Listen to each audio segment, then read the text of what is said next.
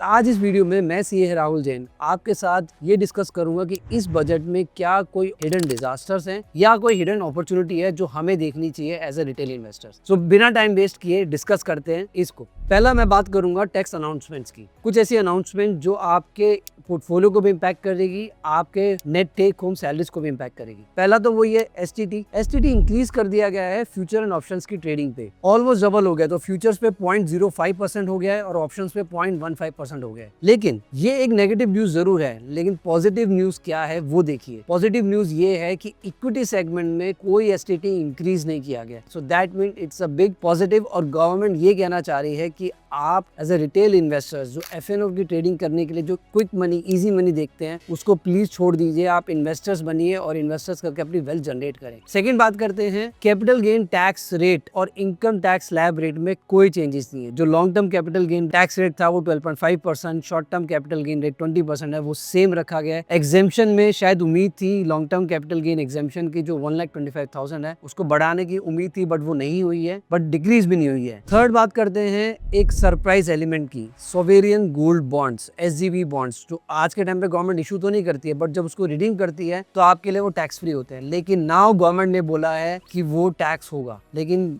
Again there is a twist, वो tax सिर्फ secondary buyer के लिए होगा, प्राइमरी बायर के लिए नहीं। इसके लिए क्या डिफरेंस है? अगर आपने एसजीबी को जब सब्सक्राइब किया था और टिल द टाइम मैच्योरिटी अगर आपके पास है तो आप एक प्राइमरी बायर हो, आपके लिए एग्जेम्पशन रहेगी टैक्स फ्री। लेकिन मैंने वो सब्सक्राइब नहीं किया था, एक सेकेंडरी मार्केट में बाय किया था किसी प्राइमरी बायर से, प्राइमरी सब्सक्राइबर से, राइट? तो मैं सेकेंडरी बायर हो गया। तो इसका मतलब जब मैं रिडेम्पशन करूंगा, मैं रिडीम करूंगा तो मेरे लिए वो टैक्स होगा। तो इट्स अ बिट नेगेटिव, क्योंकि सेकेंडरी मार्केट में एसजीबी सेल होते रहते हैं, तो ये एक नेगेटिव है एसजीबी बॉन्ड्स को। लेकिन गवर्नमेंट यहाँ पे ये कहना चाह रही है कि हमने एसजीबी बॉन्ड्स को एक लॉन्ग टर्म वेल्थ जनरेशन का एक इंस्ट्रूमेंट बनाया था, ट्रेडिंग करने के लिए नहीं, इसीलिए वो सेकेंडरी बायर्स पे टैक्स लगा रहे हैं। देन बात करते हैं आपकी डिविडेंड इनकम। आप जब जो शेयर्स होल्ड करते हैं, जो स्टॉक्स होल्ड करते हैं, उससे डिविडेंड्स आते हैं और डिविडेंड्स में आपका टैक्स डिडक्ट होता है। ये इवैल्यूएट ना करके कि आप पे वो टैक्स डिडक्ट होना चाहिए नहीं होना चाहिए। अब उसके लिए अगर आप चाहते हो कि टैक्स डिडक्ट ना हो तो आपको हर एक कंपनी में अपना एक फॉर्म सबमिट करना पड़ता है। यहाँ पे गवर्नमेंट ने थोड़ा आपके लिए कंप्लायंस ईज करी कि आपको हर एक कंपनी में सबमिट नहीं करना है, आपको सिर्फ अपने डिपॉजिटरी को सीडीएसएल या एनएसडीएल को अपना फॉर्म सबमिट कर देना। देन सीडीएसएल और एनएसडीएल की रिस्पॉन्सिबिलिटी बन जाएगी उस कंपनीज को बताने के लिए। तो ये एक अच्छा है ताकि आपका डिविडेंड पूरा जो टेक होम है पूरा 100% मिले और आपको वो टैक्स डिडक्ट ना हो। देन टीसीएस जो पहले एक हाई रेट था 5% से लेकर 20% था, अब उसको एक फ्लैट कर दिया है आपकी फॉरेन ट्रेवल पे सिर्फ 2%। तो एक रिड्यूस हुआ है, आपका नेट टेक होम अगेन बढ़ा है। लास्ट टैक्स अनाउंसमेंट्स में क्या आया है कि अगर आप कोई फॉरेन एसेट्स डिस्क्लोज करते हैं और अभी तक आपने डिस्क्लोज नहीं करे हैं तो ये एक वन टाइम स्कीम अनाउंस करी जा रही है जिसमें आप अपनी इनकम के हिसाब से डिस्क्लोज करें, आपको सिर्फ टैक्स पे करना पड़ेगा, इम्यूनिटी पेनल्टी और प्रोसिक्यूशन की आपको मिल जाएगी। That means no penalty no prosecution.